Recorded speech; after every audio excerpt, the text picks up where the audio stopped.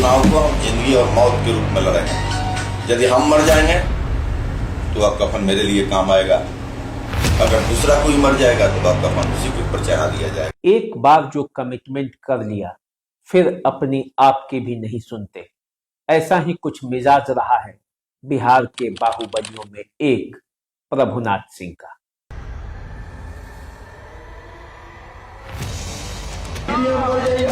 तो अपनी जान के परवाह मत करियो। जरूरत पड़े तो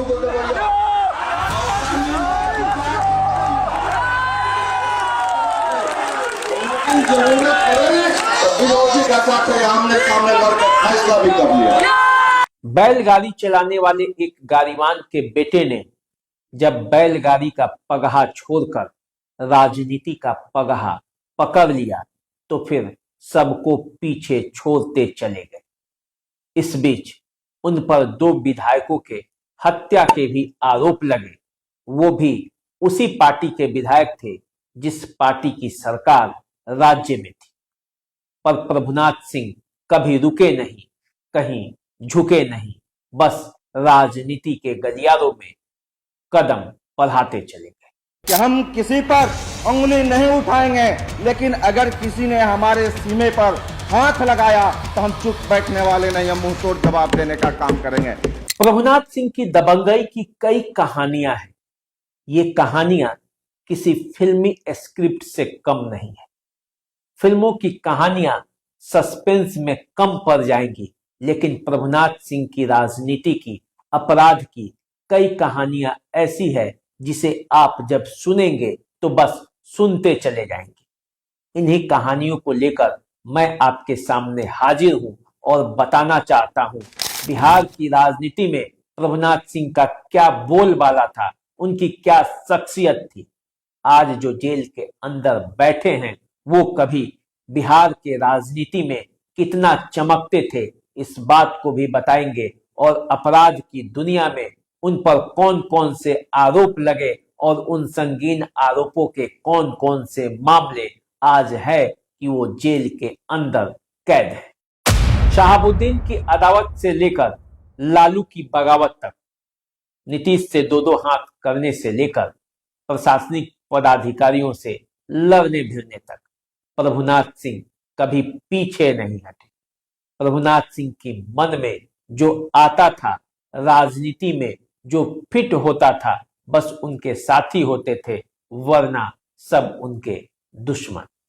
आज मैं उसी बाहुबली प्रभुनाथ सिंह की कहानी आपको बताने जा रहा हूं, जिसकी शुरुआत होती है बिहार के सारण जिले के मसरख प्रखंड से। मसरख प्रखंड में वासुदेव सिंह के 4 लड़के हुए, प्रभुनाथ सिंह, दीनानाथ सिंह, केदारनाथ सिंह और मदन सिंह।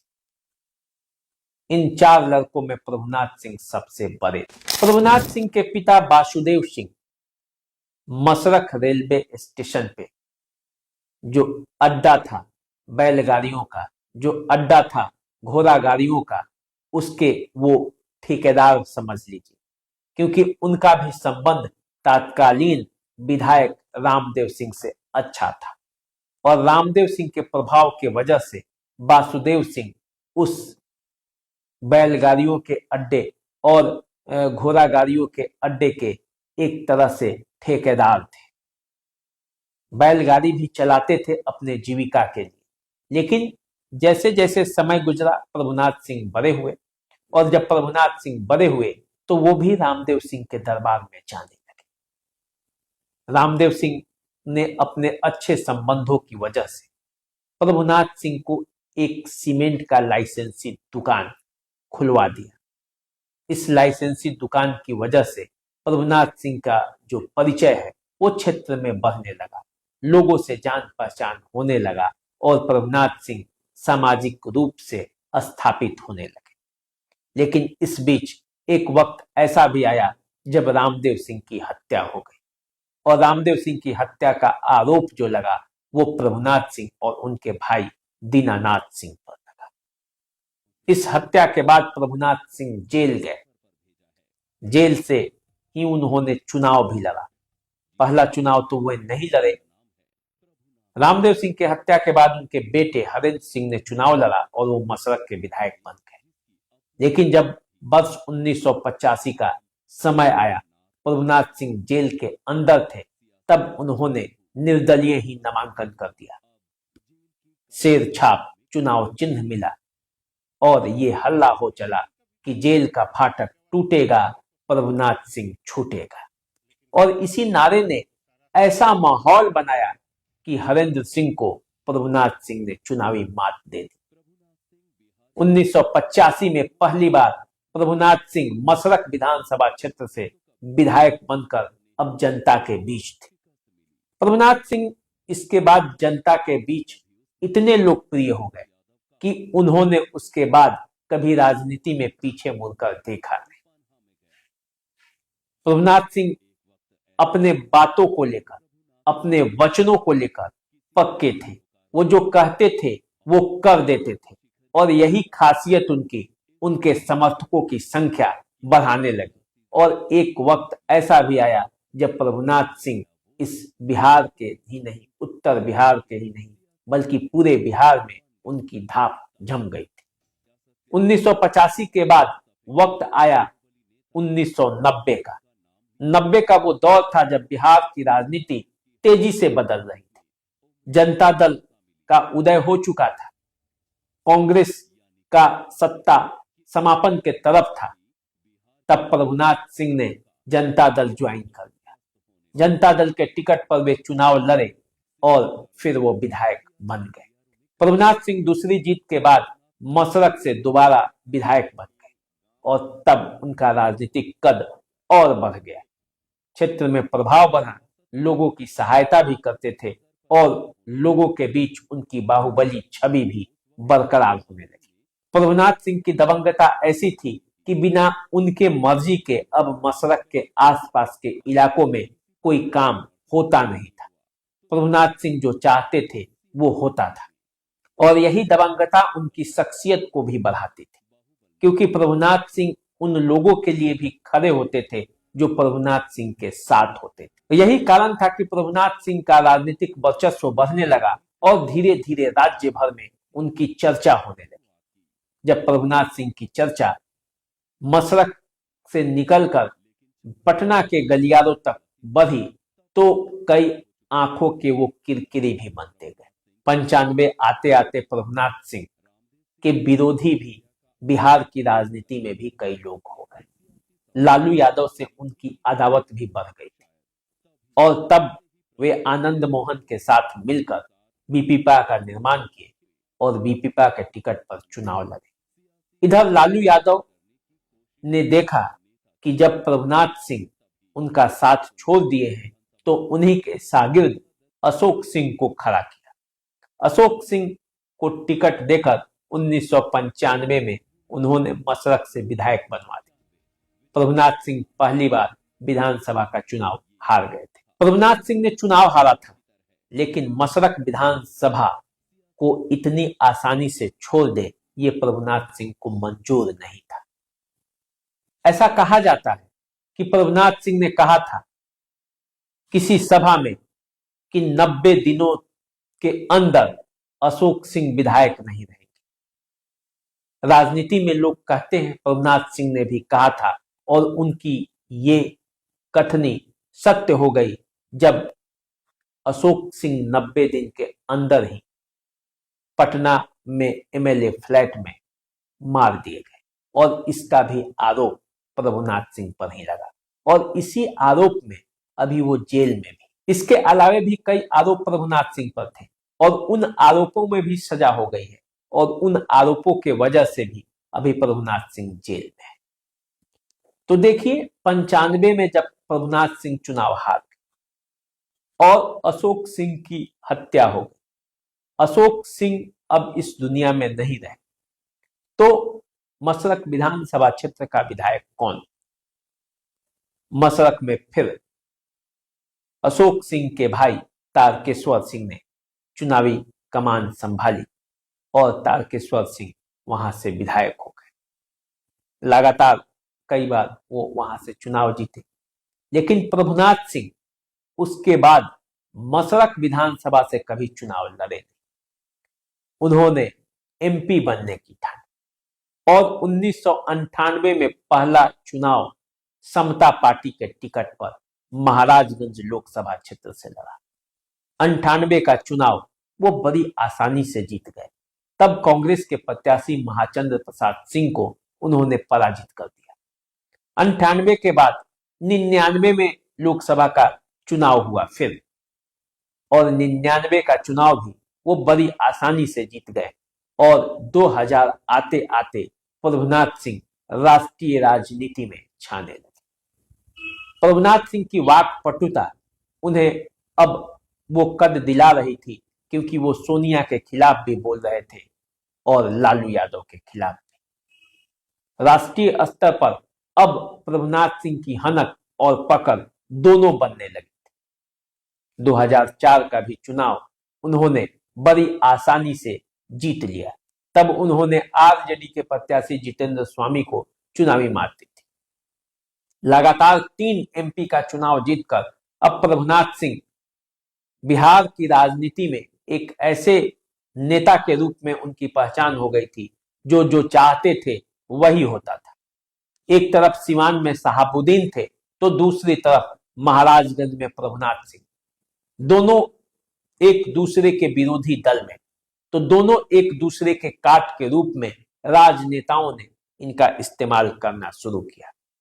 जब 2005 का समय आया और नीतीश कुमार को बिहार की मुख्यमंत्री बनाने की बात हुई, तो प्रभुनाथ सिंह ने उन्हें मुख्यमंत्री बनाने की ठानी। केवल महाराजगंज ही नहीं, बल्कि पूरे बिहार में घूम घूम कर नीतीश कुमार के लिए वोट मांगा। नीतीश कुमार के लिए उन्होंने प्रचार किया। वो कहा करते थे कि नीतीश कुमार तो मुख्यमंत्री बनेंगे, लेकिन असली सीएम मैं रहूंगा छपरा का, और सारण का मुख्यमंत्री मैं ही हूं, इसलिए आप लोग नीतीश कुमार को वोट दीजिए। सारण, सीवान, गोपालगंज सहित बिहार में अच्छी खासी संख्या में तब वोट आया। नीतीश कुमार बिहार के मुख्यमंत्री बन गए। प्रभुनाथ सिंह का राजनीतिक तेवर और कलेवर बढ़ते चला गया, लेकिन प्रभुनाथ सिंह के राजनीतिक जीवन में सबसे ड्रॉबैक तब आया जब 2009 का वो चुनाव जनता दल यूनाइटेड के टिकट पर हार गए। 2009 में प्रभुनाथ सिंह उमाशंकर सिंह से चुनाव हार गए। उमाशंकर सिंह राजद के टिकट पर प्रभुनाथ सिंह को चुनाव में पराजित कर दिया। यहीं से प्रभुनाथ सिंह का राजनीति में हरास होने लगा और प्रभुनाथ सिंह के मन में भी नीतीश कुमार से मतभेद जगने लगा। नीतीश कुमार और प्रभुनाथ सिंह में अब एक दूसरे के लिए वो रिश्ता नहीं रहा जो 2005 में हुआ करता था। इन 4 वर्षों में बहुत कुछ बदल चुका था। राजनीति में बहुत कुछ बदलते देख प्रभुनाथ सिंह ने भी पाला बदल लिया। वो लालू के साथ हो गए, लेकिन लालू के साथ जाने से उनके समर्थकों का एक बड़ा वर्ग उनसे छिटक गया, क्योंकि प्रभुनाथ सिंह लालू विरोध के धूरी थे और प्रभुनाथ सिंह के समर्थक ऐसा मानते थे कि लालू यादव को बिहार में कोई चुनौती दे सकता है तो प्रभुनाथ सिंह दे सकते हैं, खास करके उत्तर बिहार के इलाके। ऐसी परिस्थिति में प्रभुनाथ सिंह का लालू के सामने सरेंडर उनके राजनीति का सबसे भारी चूक माना जाता है। हालांकि 2013 में जब उमाशंकर सिंह का निधन हो गया, तब उपचुनाव में वो आरजेडी के टिकट पर महाराजगंज से फिर चुनाव लड़े और जनता दल यूनाइटेड के प्रत्याशी पीके शाही को पराजित कर दिया। फिर से सांसद बन गए, लेकिन वो समय महज 1 साल ही था। 2014 में नरेंद्र मोदी की आंधी आई और उस आंधी में प्रभुनाथ सिंह हार गए। जनार्दन सिंह सिग्रीवाल बीजेपी के टिकट पर आरजेडी के प्रत्याशी प्रभुनाथ सिंह को पराजित कर दिया और उसके बाद प्रभुनाथ सिंह का राजनीति में जो कैरियर है वो ग्राफ काफी नीचे चला। 2015 के बाद कई फैसले उनके खिलाफ आए जिसमें उन्हें सजा हो गई। वो जेल के अंदर सलाखों के पीछे चले गए और जब सलाखों के पीछे चले गए तो राजनीति में उनकी दूरियां, उनकी धमक, उनकी चमक कम होने लगी। हालांकि उनके बेटे को टिकट मिला, 2019 का उन्होंने चुनाव लड़ा आरजेडी के टिकट पर, लेकिन जीत हासिल नहीं हो सकी। छपरा से भी वो एक बार विधायक थे, लेकिन वो जीत नहीं सके। इस बीच प्रभुनाथ सिंह मसरख से अपने भाई को विधायक बनाते रहे। केदारनाथ सिंह कई बार विधायक मसरख से रहे। तारकेश्वर सिंह 1-2 बार विधायक रहने के बाद वो फिर चुनाव हारने लगे। प्रभुनाथ सिंह अपने पकड़ और अपने चमक के बदौलत केदारनाथ सिंह को मसरख, जो अभी बनियापुर विधानसभा क्षेत्र हो गया है, उसका विधायक बनाते रहे। अभी भी वही विधायक है, लेकिन प्रभुनाथ सिंह की चमक, राजनीतिक चमक जो थी, वो फीकी पड़ चुकी है। सारण में कभी सारण के नाथ कहे जाते थे। सारण के वो बड़े राजनीतिज्ञों में एक थे, जिसे जब चाहा धूल चटाया, जिसे जब चाहा जिस तरह से राजनीति का हवा रुख किया, वैसे ही राजनीति में हवा बहने लगी। 2 बार विधायक और 4 बार सांसद रह चुके प्रभुनाथ सिंह की सियासत के बीच कई ऐसे मौके आए जब वो प्रशासनिक पदाधिकारियों से भी लड़ बैठे।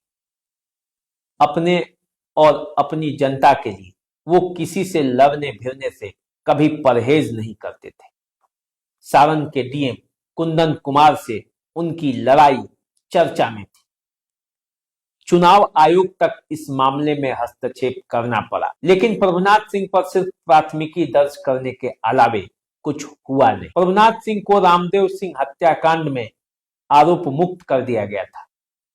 उनके भाई दीनानाथ सिंह इस मामले में आरोपी थे और उन्हें सजा भी हुई, लेकिन अशोक सिंह हत्याकांड में प्रभुनाथ सिंह बच नहीं पाए। प्रभुनाथ सिंह और उनके भाई दोनों को सजा हो गई। इस मामले में एक अन्य आरोपी रितेश सिंह बरी हो गए। इन 2 विधायकों के हत्याकांड के आरोप के अलावे प्रभुनाथ सिंह पर एक और आरोप था। साल 1995 में एक ऐसी घटना हुई जिसकी वजह से प्रभुनाथ सिंह को जेल की काल कोठरी जाना पड़ा है। दरअसल बात 26 मार्च 1995 के विधानसभा चुनाव के दौरान की है, जब मसरख विधानसभा क्षेत्र के धेनुकी गांव में वोटिंग चल रहा था। लेकिन प्रभुनाथ सिंह को पता चला कि यह वोटिंग उनके अनुसार नहीं हो रही, जिसका नतीजा हुआ कि उनके समर्थक और विरोधियों के बीच मारपीट शुरू हो गई। प्रभुनाथ सिंह यहां पहुंच गए थे। मारपीट के दौरान गोलियां चलती हैं। इसमें 3 लोगों को गोली लग जाती है, जिसमें दरोगा राय, राजेंद्र राय और एक महिला श्रीमती देवी को गोली लगने से वो तीनों घायल हो जाते हैं। इलाज के दौरान दरोगा राय के बेटे राजेंद्र राय की मौत हो गई, लेकिन पुलिस दस्तावेज के अनुसार राजेंद्र राय ने महाराजगंज के तत्कालीन सांसद प्रभुनाथ सिंह पर गोली मारने का आरोप लगाया था और इसी आरोप में उनको सजा हो। अब वे जेल के अंदर है। उनकी दबंगई की कई कहानियां हैं, अदावत की कई कहानियां हैं। इसे हम आपको बताएंगे, बारी बारी से समझाएंगे